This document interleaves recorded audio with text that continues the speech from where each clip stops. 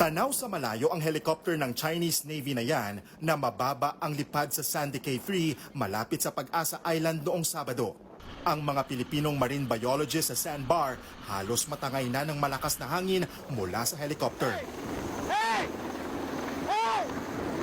Tumagal ng 10 minuto ang pangaharas sa kanila, kaya nasugatan ng ilang scientist, crew ng Bureau of Fisheries and Aquatic Resources o BIFAR at miyembro ng media.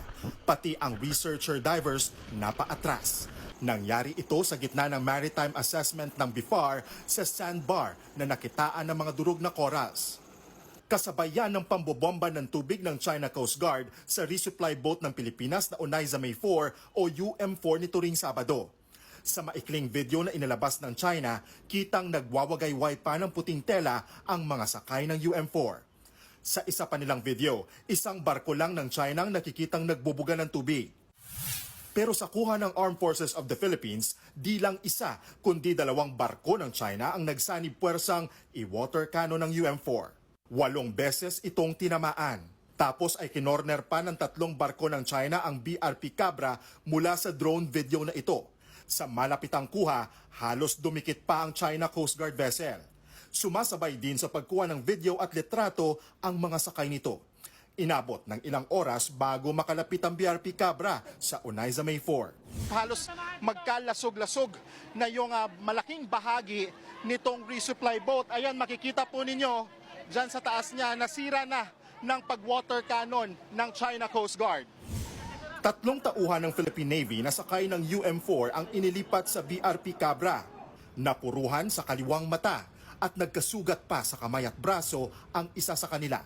Sakay din siya ng UM4 noong March 5, pero mas matindi raw ngayon. Nung una, kayang-kaya pa namin, pero itong huli na, wala na talagang. Malakas na masyado. Nasa bridge o control ng resupply boat daw sila ng targeting ng water cannon. Wala na kami matakbuhan doon. Doon na lang kami sa isang kwarto. Napadasal naman ang isa sa mga biktimang tinamaan sa ulo at napilayan sa paa. Hindi ko, sir. Pa ako, sir, napilayan ako. Hindi natuloy ang Onaiza May 4 sa Ayungin Shoal. Pero nagpadala ng rubber boat ang Philippine Navy para mailipat ang mga sakay nitong supply at tagumpay itong naihatid sa BRP Sierra Madre. Giit naman ng China nang hihimasok ang Pilipinas nang walang pahintulot sa kanila raw ang teritoryo.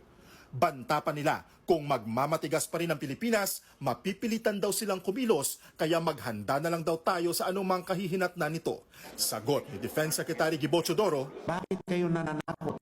Kami ay hindi magpapasubo ng ating mga kababayan sa panganib.